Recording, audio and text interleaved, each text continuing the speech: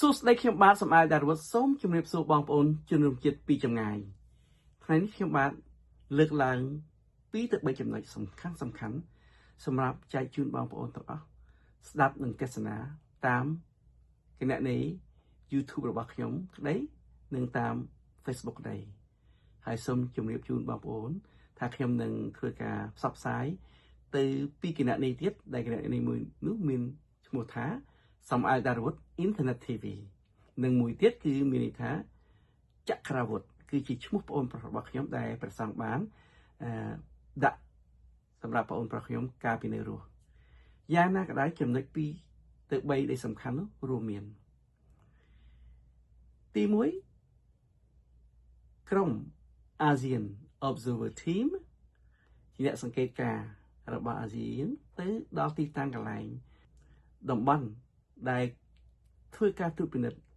ទៅលើការងារព្រំដែនដើម្បីធ្វើរបាយការណ៍ជូនដល់អ្នកគ្រប់គ្រងរបស់ពួកគាត់នៅក្នុងគណៈពេលនោះមានការបន្ទុះអាវុធនៅខាងភាគីថៃ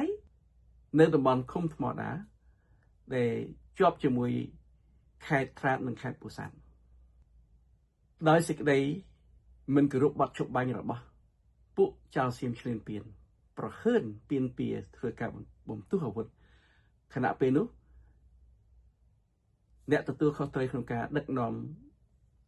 AOT ទៅត្រួតពិនិត្យផ្ទៀងផ្ទាត់លើបទជប់បាញ់ក៏នាំគ្នាចាក់ចេញពីតំបន់នោះជាបន្ទាន់ព្រោះដើម្បីសុវត្ថិភាពរបស់ក្រុម AOT យ៉ាងណាក៏ដោយពួកសៀមកាសែតខៅសតបានធ្វើការចុះផ្សាយភ្លាមបំផ្លើសការពិតមូលបង្កាច់ថាការផ្ទុះអាវុធនោះមិនមែននៅក្នុងទឹកដីថៃទេគឺនៅក្នុងទឹកដីរបស់ខ្មែរដែលខ្មែរប្រើប្រាស់ជាសាច់រឿងឬឈុតឆាកដើម្បីដាក់សម្ពាធឬក៏ដាក់កំហុសទៅលើពួកថៃយ៉ាងណាក៏ដោយយើងមិនបាច់ខ្វាយខ្វល់ទេព្រោះមាន AOT ជាសាក្សីហើយដឹងច្បាស់ថាចៅសៀមប្រើល្បិចកិច្ចការអាក្រក់នឹងចំណុចសំខាន់ដែលតាក់ទងនឹង AOT ដែលចុះទៅត្រួតពិនិត្យផ្ទៀងផ្ទាត់លើបទជប់បាញ់នៅខេត្តពោធិ៍សាត់ជាមួយនឹងខេត្តត្រាតចឹងខ្ញុំបាទសង្ខេបចំណុចហ្នឹងចំណុចទី2គួរឲ្យភ្ញាក់ផ្អើលដែរនៅពេលដែលសហរដ្ឋអាមេរិកបានធ្វើការផ្អាកការចរចាទ្វេភាគីលើកិច្ចការងារពន្ធដោយមូលហេតុដែលប្រទេសសៀមមិនអនុលោមទៅតាមកិច្ចការប្រកាសរួមជាមួយនឹងប្រទេសកម្ពុជានាថ្ងៃទី26តុលា2025ស្ដីអំពីកិច្ចព្រមព្រៀងសន្តិភាពដែលមានលោកប្រធានាធិបតី Trump ជាអ្នកសាក្សីនិងមាន Anwar Ibrahim ជាអ្នកសម្របសម្រួលធ្វើការចុះកិច្ចព្រមព្រៀងសន្តិភាព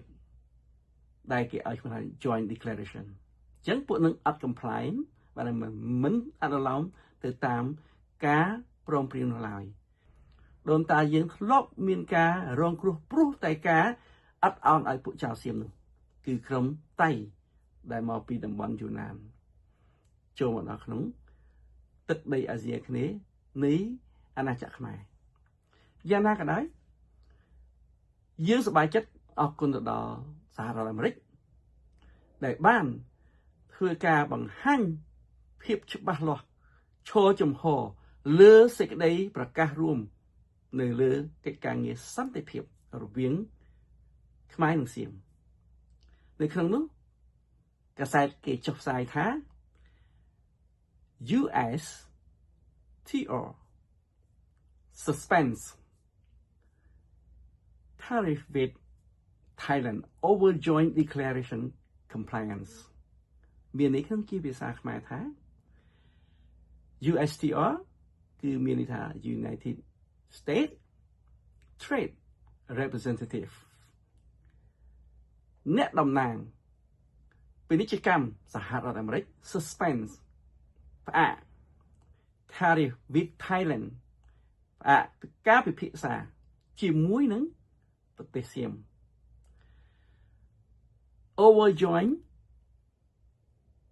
declaration compliance ជុំវិញការអនុលោមទៅលើសេចក្តីប្រកាសរួមគឺតាក់ទងទៅលើថ្ងៃទី26ខែតុលា2025ទាំងឯងធ្វើឲ្យសៀមមានការខឹងសម្បាមិនសប្បាយចិត្តបានចង់ប្រកាសធ្វើបាតកម្មតតាំងទៅលើប្រទេសអាមេរិកទៅលើប្រទេសម៉ាឡេស៊ីដែលមានលោកអានវ៉ាអេប្រាហាំយើងអត់ចម្លែកទេយើងសប្បាយចិត្តខ្លាំងសប្បាយចិត្តថាយ៉ាងហើយក៏យើងមានមហាប្រទេសអាមេរិកជួយនៅសេចក្តីពិតត្រឹមត្រូវតាមអ្វីដែលលោក Donald Trump និងប្រទេសអាមេរិកបានឃើញ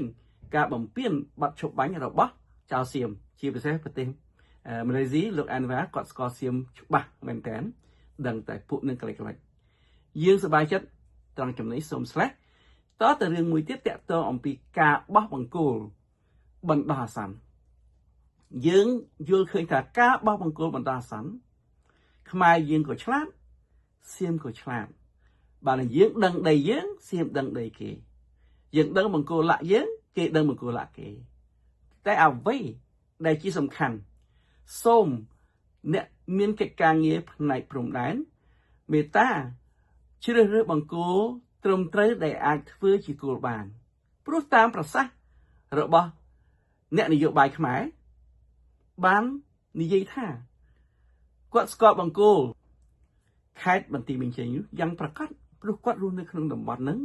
ដែលតាំងតែមិនទាន់មានភូមិឬមនុស្សម្នារស់នៅម្ល៉េះខាងមុខហ្នឹងគេហៅថាភូមិនងម៉ាក់មុនរបស់ថៃក្បែរបង្គោលលាក់លេខ43ហ្នឹង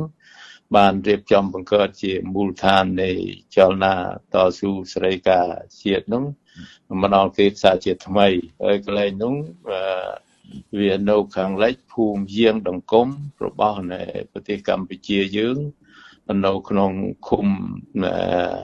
ចង្ហាហើយស្រុកអូជ្រោខេត្តបាត់ដំបងចំណិននោះបាទ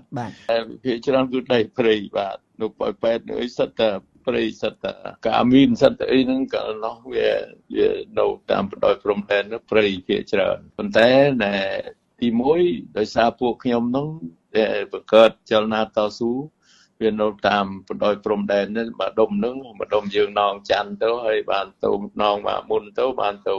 នងសមិទ្ធប្រាសាទត្រកកអីម្ដុំទៅនោះទាំងអស់ទៅហើយពេលនោះគឺថៃក៏បានជីកនៅបលាយព្រំដែនទំនប់មួយតាមបណ្ដោយព្រំដែនហូតបច្ចុប្បន្ននេះក៏នៅដែរក៏ជីកនិយាយដោយសម័យទៅក៏នោះក៏ជីកទំនប់បលាយនោះគេហៅថាការពារខ្លាចរត់ក្រោះខាងវៀតណាមវិញនេះបុកចូលទៅដីថៃទៅហើយក៏ជីកទំនប់នោះរហូតហើយទំនប់នោះខ្ញុំមើលទៅក៏ជីកនោះគឺជីកក្នុងព្រំដែនអត់មានជីកនៅក្នុងដីរបស់គាត់ទេគឺជីកក្នុងព្រំដែនជាមួយកម្ពុជាទំនប់នោះយើងសឹងថាអាចយកជាពេលតាំងជាស្អីមួយដែលសង្កល់ថាជាព្រំដែនព្រោះកាលនោះពួកខ្ញុំនៅខាងមុខរហូតទាំងអស់គាត់មានសិទ្ធិជីកទំនប់របស់គាត់នោះមិនជីកចូលក្នុងដីរបស់គាត់ទេគឺជីកនៅក្នុងព្រំដែនដូចកន្លែងខ្លះអាចចូលក្នុងដីខ្មែរអីខ្លះប៉ុន្តែមិនជាជ្រៅអីពេកទេអញ្ចឹងគាត់មានរហូតចាប់ពីប៉ោយប៉ែតនោះដល់ទៅលាក់41នៅខាងហូបសាស្ត្រកកទៀតទៅដល់គេហៅភូមិចំការគោចិត្តភ្នំឆាត់នោះលាក់41នោះអញ្ចឹងមានអានឹងមួយទៅដែលតែនេះទៅហើយពីរកាលនោះបង្គោលលាក់នោះគឺខ្ញុំព្យាយាមរហូតមានថតរូបបង្គោលលាក់មកជួតំណងហើយខ្ញុំបានស្គាល់ច្បាស់ខ្ញុំយកចិត្តទុកដាក់ជាងគេបង្គោលលាក់អញ្ជើញអ្នកដែលមានការច្បាស់លាស់យល់ដឹងស្គាល់អំពីទីតាំងបង្គោលចាស់ដែលបោះចំនួនបារាំងសៀមការដែលយើងធ្វើការបោះបង្គោលបណ្ដោះអាសន្នជាមួយចៅនោះគឺជារឿងមួយមិនគួរឲ្យកើតមានមូលហេតុទី1បណ្ដោះអាសន្ននេះណាបើបង្គោលវាថានៅភូមិព្រៃច័ន្ទអញ្ចឹងយើងបាត់ដីយើងហើយអញ្ចឹងសូមមេត្តាអញ្ជើញលោកញឹកបញ្ឆៃជាអ្នកនយោបាយជាន់ខ្ពស់របស់ខ្មែរហើយស្គាល់ទីតាំងបង្គោលច្បាស់គ្រប់ទីកន្លែងដែលលោកធ្លាប់បានរស់នៅហើយគាត់មានសាក្សីរស់ដែលជាកូនចៅរបស់លោក នឹងជាអ្នកនេះធ្វើរួមអាជីពជាមួយគ្នាដែលមានលោកអ្នកវងជាដើមដែលជាអ្នកនេះរស់នៅក្នុងតំបន់តាមបណ្ដោយព្រំដែនហ្នឹងអញ្ចឹងលោកអ្នកទាំងអស់នោះគឺជាសាក្សីរស់ហើយច្បាស់លាស់នៅក្នុងការដែលនាំអ្នកសាក្សីរស់ចង្អុលបង្ហាញបង្គោលដើមហើយសៀមប្រែកលាស់ថានឹងមិនបោះបង្គោលជាមួយយើងទេទោះបីបណ្ដោះអាសន្នឡើយនោះហើយគឺជាចោលខ្ញុំបាទសម្ដេចព្រះពុទ្ធសង្ខេបត្រឹមប៉ុណ្ណេះចំណុចមាន3ដែលខ្ញុំបាទនិយាយហ្នឹងគឺសង្ខេបជូនបងប្អូនហើយបងប្អូនយកទៅពិចារណាទាំងអស់គ្នាហើយស្រឡាញ់គោរពសេចក្តីល្អជាធំស្រឡាញ់ការពិតស្រឡាញ់យុត្តិធម៌ស្រឡាញ់ការដែលមិនចោះចាញ់ចំពោះចៅសៀមមកបំភាន់គំនិតរបស់យើងជាខ្មែរគឺជាប្រជាជាតិដែលមានសេចក្តីសុខដុមរមនារីករាយជាប្រជាជាតិអច្ឆរិយៈ